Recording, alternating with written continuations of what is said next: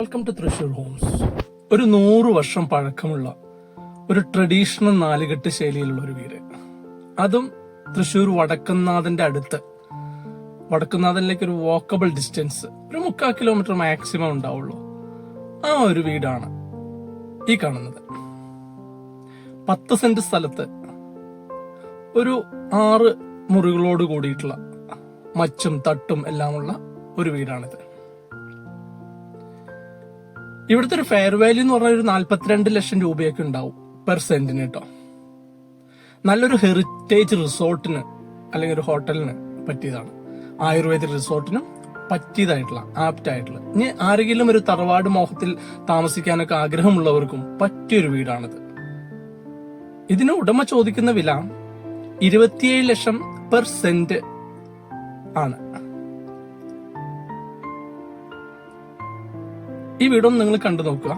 ഞാൻ മുഴുവനായിട്ട് ചിത്രീകരിച്ചിട്ടില്ല, വന്ന് കണ്ടാൽ മാത്രമേ അതിന്റെ ആ പ്രൗഢിയും കാര്യങ്ങളൊക്കെ നമ്മൾ മനസ്സിലാവുള്ളൂ. ഇതെല്ലാം തട്ടടിച്ചിട്ടുള്ളതാണ് മരങ്ങൾ കൊണ്ട്. 2 സൈഡിലും റൂമുണ്ട്. ഇതൊരു കോറിഡോറാണ്. അതിന്റെ 2 സൈഡിലും 2 വലിയ വിശാലമായിട്ടുള്ള റൂമുകളുണ്ട്.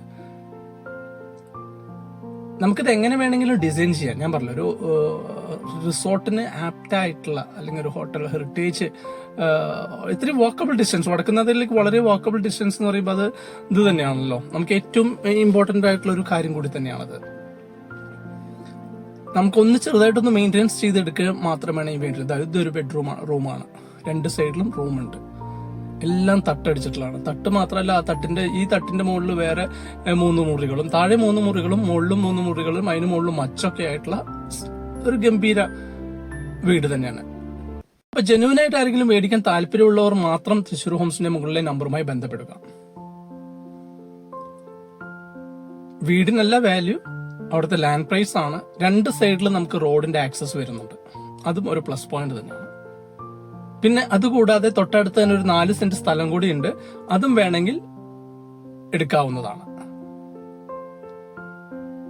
ഇതേ വിലക്ക് തന്നെ ആ ഒരു ഇതും അത് ആവശ്യമുള്ളവർക്ക് മാത്രം. ഇത് 10 സെന്റ് തന്നെ ഉണ്ട്.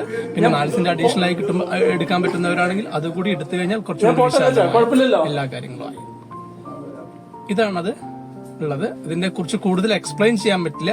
ഇത് ചെറിയൊരു കിച്ചൺ സെറ്റപ്പ് ചെയ്താണ്. നമുക്ക് കിച്ചണും വർക്ക് ഏരിയയും അങ്ങനെ എല്ലാ സൗകര്യങ്ങളും ഉണ്ട്. പണ്ടത്തെ ഊട്ടുപുരയാണ് അപ്പുറത്ത് 4 സെന്റിലുള്ളത്. കിച്ചൺ ഊട്ടുപുര എന്നൊക്കെ വേണമെങ്കിൽ നമുക്ക് പറയാം. ഇത് മുകളിലേക്കുള്ള സ്റ്റെയർ ആണ്. ഡാർക്ക് ഉള്ളത് അവിടെ ലൈറ്റിന്റെ ഒരു അപര്യാപ്തമാണ്. ഞാനപ്പോൾ എല്ലാവിടെയും വിശാലമായിട്ട് എടുക്കില്ല. ഇത് മച്ചാണ്. മച്ചിന്റെ മുകളിലും വരുന്നുണ്ട്.